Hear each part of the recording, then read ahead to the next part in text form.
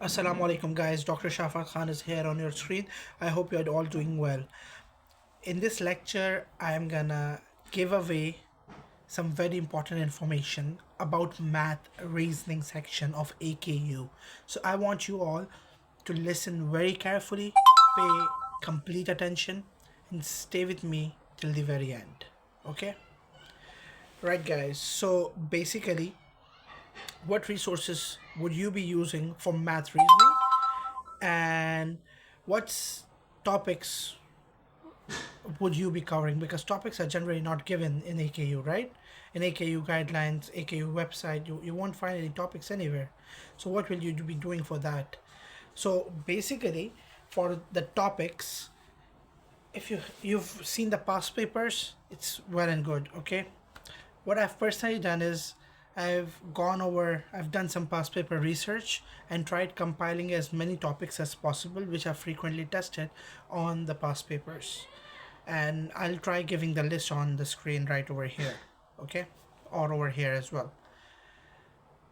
And that list, you might be seeing it right now, will cover all the frequently tested topics on AKU's exam. What resources will you be using to cover these topics? So resources that I recommend primarily for AKU's math reasoning are not defined anywhere, not even AKU's own website. So what are you going to be using then? Some teachers might recommend AKU EB math, but that's beyond your scope. That's a grade 11, grade 12 math is just irrelevant to you at all, and that level of math is not tested. So what will you be using then? SAT 1 math, the non-calculator math, which is the easier of the SAT 1 and 2, will be the one that will primarily be used as the resource. The textbooks that you can use would include Acing SAT Math, that I personally use as well in my personal tutoring at AKU MDCAT 2026 batch, which I have launched just now.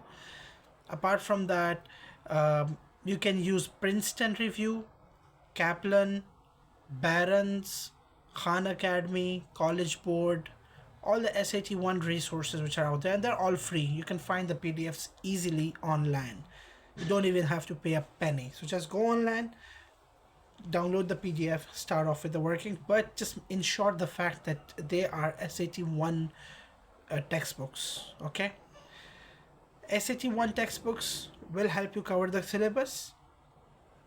Once you are done with that, then your primary source would be of practice would be AKU's past papers. Now again, that's not available anywhere. So I do have one paper on my YouTube channel, AKU 2012 paper, and I have solved the math reasoning section of that paper. That's the original paper that will give you an idea of what exactly is tested on the exam. Okay, so just make sure to go over that and get done with that. That's gonna help you out with your math reasoning preparation as well. That's pretty much it about math reasoning. If you have any other problems, any queries, just let me know. Yeah, College Panda is also a textbook that some students also prefer using. Apart from that, you do not need to go on to doing all the calculus and stuff. Okay, some students prefer doing O level D math as well, but D math doesn't cover all the topics. It doesn't cover complex numbers. It doesn't cover some polynomials. It doesn't cover the factorial questions. So stuff like that, for that I would recommend going over SAT 1 math. Okay, so that's pretty much it. But again, just going over a particular topic for math once is not sufficient at all, because those of you who might have had math in the past, you would have a very good idea of the fact that you become better at math only by practicing as many questions as possible. So try practicing as many questions as possible in the resources that I gave out, which I told you about, like the Princeton, Barron's, Acing SAT, College Panda, all of Khan Academy, College Board, all of those things. You can use them for SAT 1 math practice questions. Okay. Apart from that, those of you who, but I did recommend some students.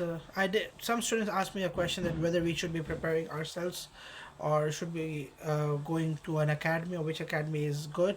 So guys, see, you can definitely, self-study option is always available, and if you cannot afford an academy, then definitely that's the best source you can rely on.